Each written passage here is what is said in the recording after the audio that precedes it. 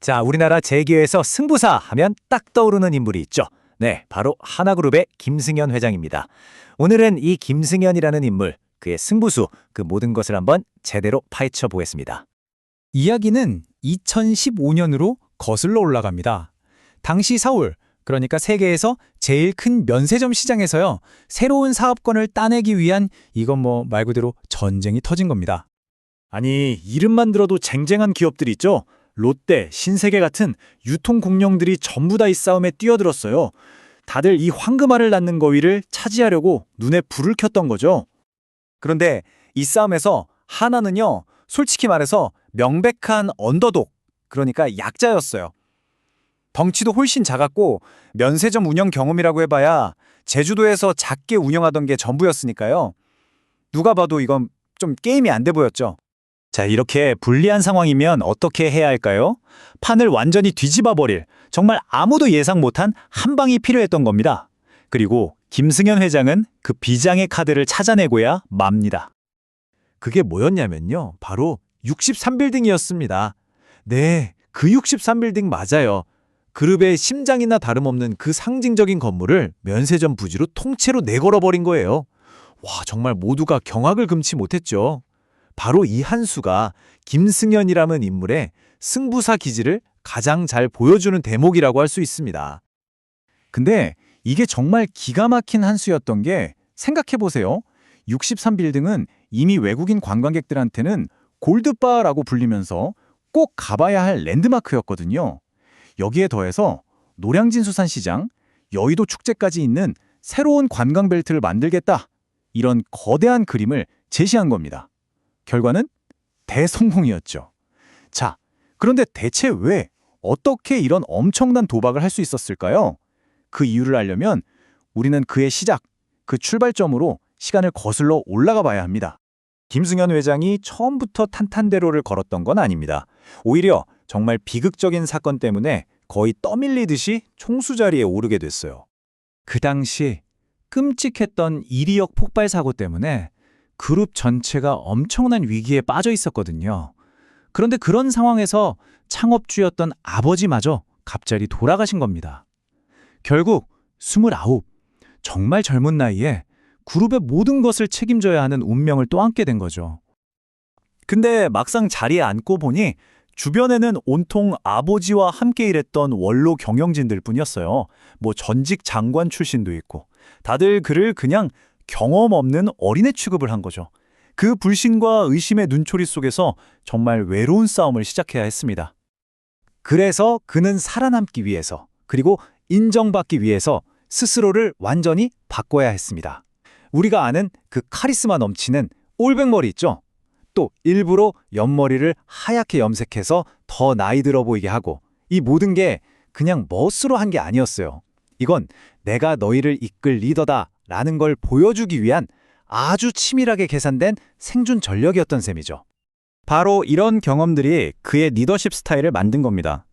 남들이 전부 저건 위기다, 피해야 한다고 말할 때 그는 오히려 그 속에서 기회를 찾아내는 거죠. 이게 바로 김승현식 리더십의 핵심입니다. 자, 대표적인 예가 1980년대 명성그룹 인수건이에요. 이 회사가 당시에 빚더미에다가 온갖 스캔들까지 겹쳐서 그야말로 망하기 직전이었어요. 그래서 다들 외면했죠. 근데 김 회장은 달랐습니다. 아니, 회사는 부실해도 저 회사가 가진 땅, 저 입지는 진짜 보물이다. 이 부동산의 가치를 꿰뚫어 본 거예요.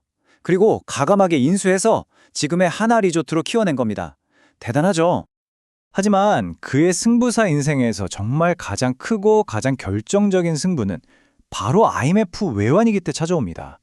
바로 그 63빌딩의 원래 주인이었던 대한생명, 이 회사를 인수하는 싸움이었죠.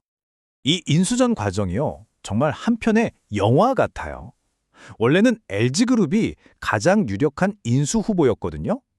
그런데 갑자기 온 로비 사건이라는 전혀 다른 스캔들이 터지면서 여론이 나빠지니까 LG가 인수를 포기해버립니다.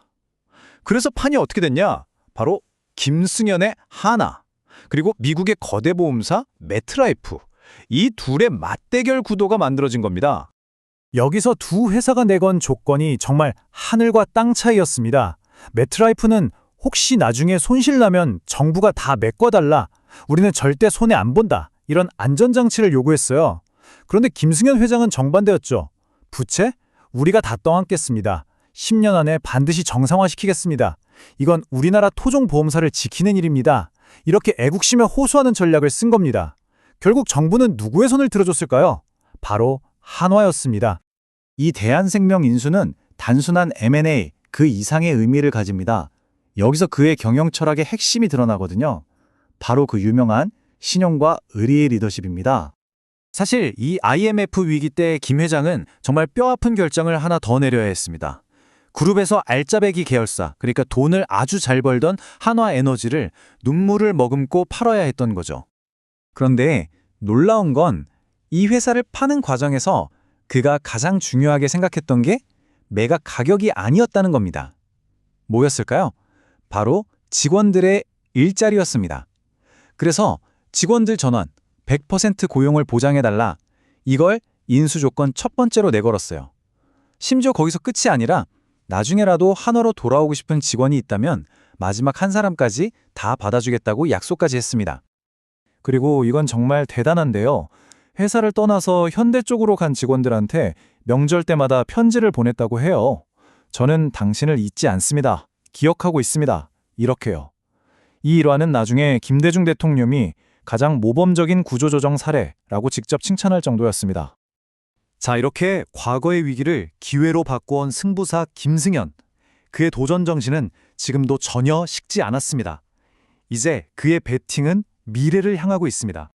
지금 하나가 뭘 하고 있는지 보면 알 수 있죠. 멀리 이라크에 가서는 어마어마한 규모의 신도시를 짓는 프로젝트를 이끌고 있고요. 또 한때는 삼성 같은 대기업도 어렵다고 손을 뗀 태양광 사업에 그룹의 미래를 걸고 올인하고 있습니다. 그리고 이 미래 사업의 선봉에 그의 장남 김동관 부회장을 내세웠죠. 역시 하이리스크 하이리턴, 큰 위험을 감수해야 큰 보상이 따른다는 그의 승부사적 철학이 그대로 드러나는 대목입니다. 자, 이제 마지막 질문을 던져봅니다. 29, 젊은 나이에 원치 않게 왕자에 올라야 했고 평생을 위기 속으로 뛰어들면서 거대한 제국을 일군 남자 김승현. 과연 그는 무모한 도박을 즐기는 승부사일까요? 아니면 위기 속에서 미래를 내다보는 비전가일까요? 아시다시피 승부사와 비전가는 종이 한 장 차이죠. 그 평가는 결국 결과가 말해줄 겁니다. 여러분은 그의 끝나지 않은 도전을 어떻게 보십니까? 훗날 역사는 그를 어떻게 기억하게 될까요?